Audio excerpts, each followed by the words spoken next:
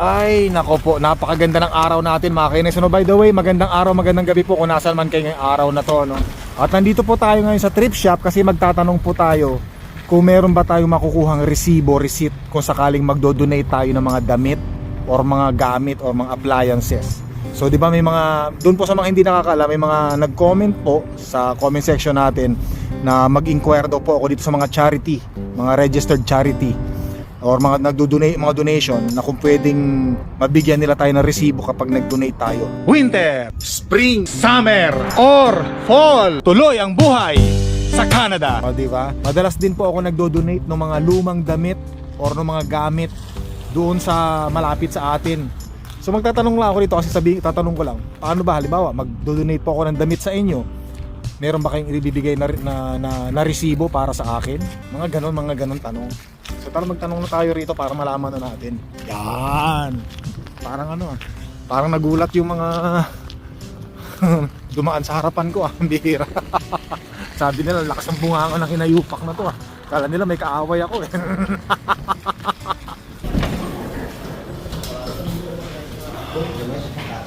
So yun mga kainags, nag-inquire na tayo.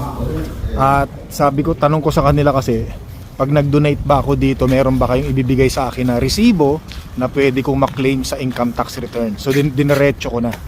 So ang sabi, hindi raw.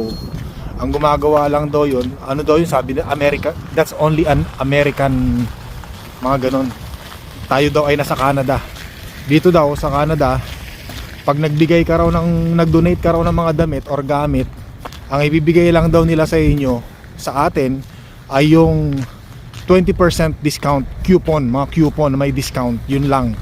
So hindi sila nagbibigay ng mga resibo kung magkano yun, ganun. But meron daw dito, halimbawa magdo-donate ka sa mga diabetes. Yan, diabetes sa foundation, diabetes sa charity. Pag nag-donate ka raw ng sasakyan sa kanila, parang bibigyan kayata nila ng resibo kung magkano yung dinonate mo sa kanila. Exclusive only for diabetes daw yun. Yun ang sabi sa akin ng pinagtanongan natin dito na supervisor.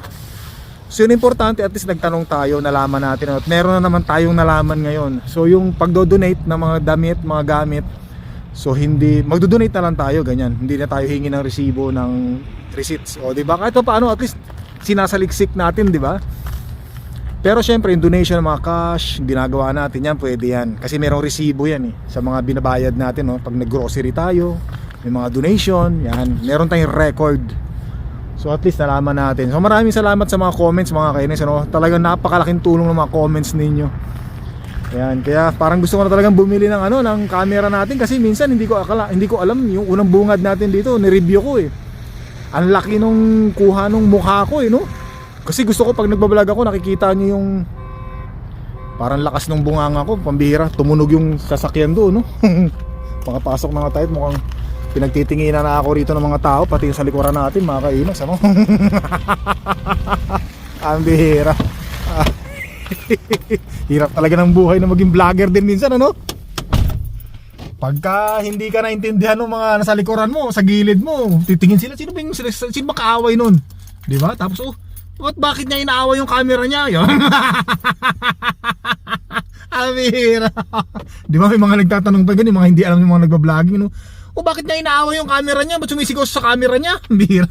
Bira.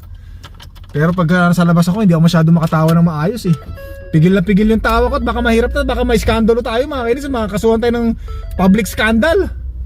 Bira. Meron lang ako sasagutin ditong tanong mga kainis, sabi ni Savnax, kahit pala company benefits na safety shoes, pwede pala i-claim? Question mark sa tanong niya. So kasi nabanggit ko yan, kung naalala nyo, pumunta tayo dun sa isang sa mystery safety shoes. Kinuha natin yung sapatos natin, tapos sinagot ng kumpanya mga kainags Tapos binanggit ko dun sa vlogs natin na pwede ko sigurong i-claim ito sa income tax return next year ng 2026. Pero ang sagot ko po sa tanong ni Sabinax ay hindi po pala pwedeng i-claim kasi tiningnan ko agad sa Google kung pwedeng i-claim sa income tax yung mga sapatos na kinukuha natin sa mga kumpanya ng mga sapatos or may katulad ng Mr. Safety Shoes, kung pwede ba i-claim yun sa income tax return. Ang sabi po ay hindi daw po pwede.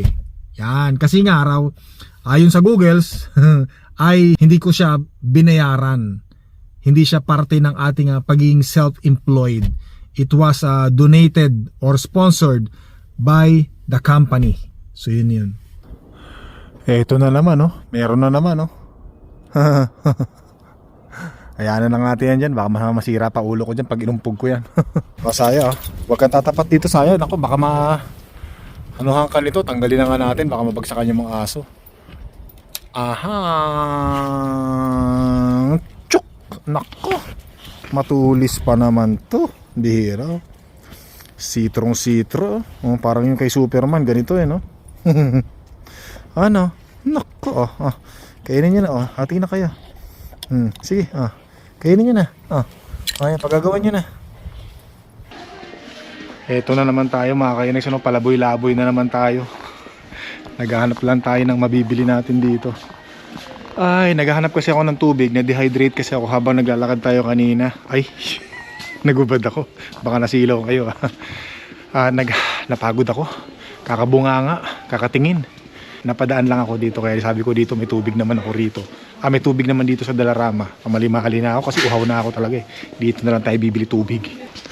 Saan ba yung tubig dito? Kanina pa ako naghahanap ng tubig dito. Hindi ko makita. Ano to? Hindi naman to tubig. Meron ako nakita doon. Nasa fridge ayoko ng malamig. Gusto ko yung warm water. Mas maganda yung kaysa malamig.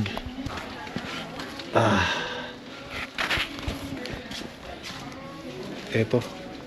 Tubig ba to? Natural spring water. Ay, naramdaman ko yung uhaw, grabe. Uy, ito na yung mga paninda sa sa darating na spring mga kainex, Naku, spring na pala ngayon.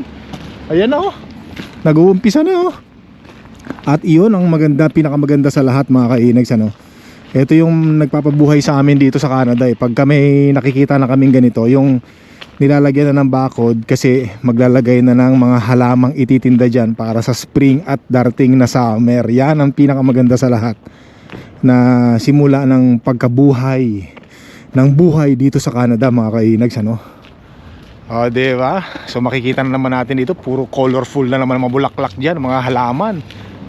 Magiging busy na naman to. Nako, sigurado sa pagdating ng spring, mga April, May, nako, ganda dyan, ang daming halaman. So nakita nyo naman sa mga previous vlogs natin, di ba? Mga nakaraang vlog natin last spring.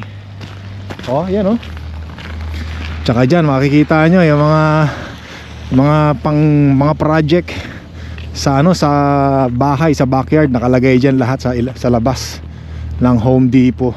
Ganda Nako, nakakatuwa. Buhay na buhay. So dadaan lang uli ako dito sa Home Depot kasi titingin ako ng iba pang mga gamit na gagamitin natin sa pagpalit ng shingles mga kainags At nako, maraming salamat po sa mga nag-comment no nakaraang vlogs natin nung ako'y umakyat sa bubungan ng ating garahe. Ako daw ay mag-ingat dahil ang tuhod ko'y medyo marupok na. So maraming salamat sa mga comments ninyo. Maraming salamat sa concern ninyo mga kainags sa inyong lingkod.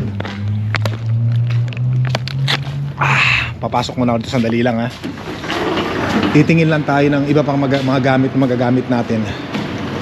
Maghahanap lang ako rito ng safety harness mga kainags magtitingin-tingin lang tayo kasi nabasa ko yung mga comment ninyo, kailangan daw ng safety harness. Yung mga professional nga kahit mababa lang daw nagsusuot ng safety harness para sigurado, safety first. So maraming salamat sa comment. Nagtanong ako, dito raw yung safety harness. Dito raw natin makikita. Saan kaya rito? Ay syempre hanapin natin. Hindi pwedeng bunganga lang. Kailangan mata. Mata gamitin natin. Saan kaya rito? Sandali baka masilaw yung mga kasalubong natin Ito mga kainis Tingnan nga natin to. Importante meron lang safety harness Magkano siya? $25 yan Suspender. Safety harness ba to? Baka pang suspender lang to. Hindi yata to. Pero pwede yata ito lalagyan ng Hindi Hindi ito. Lagay mo balik natin. Meron dito. Ito. Ito yata Tingnan natin to. Ito ba yun? Ito nga. Pwede to. Magkano siya? Almost $50 Pwede na to mga kainags Hindi. Mukhang hindi naman to mga kainags, ano? Hindi yan yung hinahanap natin eh. Wala rito, wala akong makita rito eh, no? Tapos ito mga kainags, ano, bibili rin tayo nito kasi pagka lumuluhod tayo sa taas ng bubungan natin, kailangan natin to para mas maganda yung puwersa natin. Kneecap to, dito lalagay eh. Yan. Mahal, no? Pero kailangan, yan, ganun, no? Masakit sa tuhod yung pagka lumuluhod tayo doon sa ano, sa bubungan ng ano natin.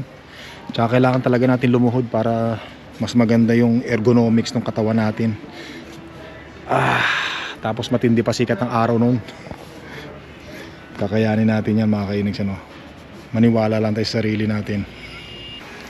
Ito mga kainags, ano? Fully, ayan, body padded harness, $188. Ang mahal pala. Itong isa, $89. Ito, $89, eh. Mahal, eh. Mahal pala to. 89, marami na tayong mararating yan. Lalagay ko na lang, kukuha na lang ako ng tali, tatali ko na lang sa bewang ko. At least, diba, kung sakali malaglag tayo, may tali tayo sa bewang, hindi talaga tayo tuluyang malalaglag. Harness pa lang, mapapagastos tayo ng grabe. Or maghahanap na lang ako sa marketplace, baka may mas mura doon. Maghanap tayo mas mura. Or gagawa na lang ako, didiskartihan ko na lang. Nako, maliwanag pa rin. Maliwanag pa rin mga kainags, ano? Although medyo malamig, pero hindi na siya kasing lamig tulad ng dati. Nakakapag-sombrero na tayo, nakakapagubad na nga tayo ng sombrero. May ano, kaya bare head na nga tayo, eh, no? Hindi naman siguro kayo nasisilaw, ano? So yun mga kainags, ano? Talagang pinagpaplanuhan ko na yung pagpalit ng lumang shingles. So maraming salamat ulit sa concern, pati yung sa paggamit ko ng hagdanan nung umakyat tayo sa bubungan ng garahe natin. May mga nag-comment, mali raw yung paglagay ko nung pwesto nung hagdanan. So maraming salamat po, no, na na-aware ako.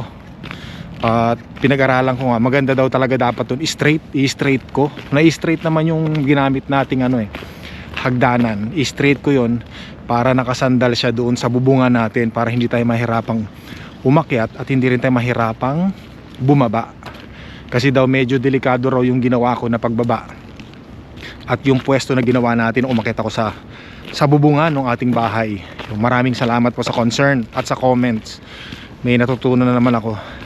Kaya kasi syempre kung hindi kayo nagko-comment, hindi ako magiging aware mga kainags, ano? Maraming salamat, ano? Thank you very much lahat. Tapos meron din daw nabibiling mga second hand na gun nailer na pwede kong gamitin. Pero I will try my best. Pero gusto ko kasi mano-mano mga kainis, ano? Kasi gagastos pa rin tayo doon eh. Kung sakaling maghanap ako ng second hand sa marketplace ng gun nailer, gagastos pa rin pala ako. Iniwasan natin gumastos ng gumastos. At saka parang mas nag-i-enjoy ako gamit yung martilyo lang at yung pako. Tak tak tak tak tak tak tak tak. Although medyo matagal, pero parang ewan ko, parang mas nasasatisfy ako pagka natapos ko siya ng mano-mano, nang hindi masyadong gumagastos mga kainags, ano. So maraming nag-comment din na ibigay ko na lang daw or ipagawa ko na lang daw sa mga professional. Kaya lang magastos talaga mga kainags, ano, magastos talaga. Kung hindi sana tayo nagbabayad ng mortgage, okay lang eh. Kaya lang nagbabayad tayo, kaya iniisip natin yung makakatipid tayo, 'di ba? Mahirap yung doon pa lang sa pagbayad ng labor eh. Ubos na tayo. Labor pa lang 'yun, ha. Wala pa yung mga ano. Kaya I will try my best. The best of the best. I don't know if my best is good enough or wasn't good enough. Yan. Saan ba ako nagpark? Anak ng Tipaklong. Doon pala ako nagpark. Bihira. Sandali mga kainags, ha. Dami na kasi sasakyan ngayon eh. Saan ba ako nagpark? Layo. Doon nga. Saan ba ako nagpark? Dito. Ayun eh. Layo ah. Doon. Nawili ako sa paglalakad mga kainags, ano? Doon pala ako nagpark. Yan, nandito ulit tayo sa taas ng bubong ng garahe natin mga kainags. Naku po, kita nyo naman, no? Talagang paliti na, no? Ayan, no? Pwede pala ako rito, no? Ito yung bala kong unahing tirahin, mga kainags, ano? Ito. Itong side na to. Pagkatapos nito, ulitin ko ulit, di ba? Nasabi ko na nakarang vlog natin, ano? Sa kabila naman. Kasi nabubuisit ako pag nakikita kong ganyan na yung ano, nangyayari, oh. Ganyan ang pangit tingnan, lalo na doon sa kusina natin, di ba pinakita ko sa inyo noong nakaraan. At saka parang natitrail ako na sobrang excited na ako na palitan talaga to. Parang sobrang na-challenge ako. Gusto kong palitan talagang mag-isa. O medyo may katigasan ng ulo ko, pero tingin ko kaya ko naman, mga kainags, ano. Parang hindi ako mapakali pagka hindi ko ginawa to mag-isa eh. Gusto ko talagang matapos ko to na mag-isa ako gamit ang martilyo at pako.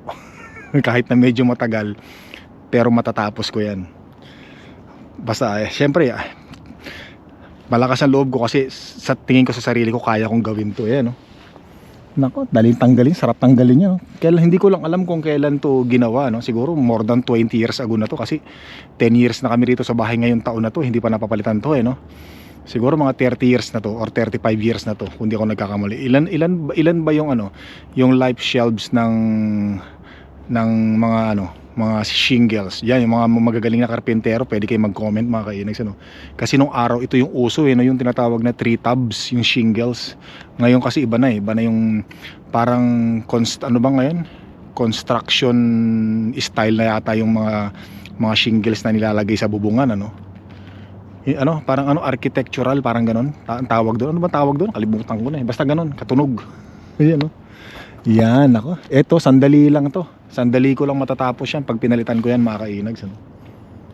Isang araw tatanggalin, isang araw makakabit ko rin. Yung kabila kasi medyo malapad, yung sa side medyo malapad yan eh. Kaya medyo matatagalan tayo dyan, pero matatapos ko rin ng isang araw yan. Sobrang excited. Alam ko na diskarte dyan. Lagi kong pinag-aaralan eh. Aray ko po.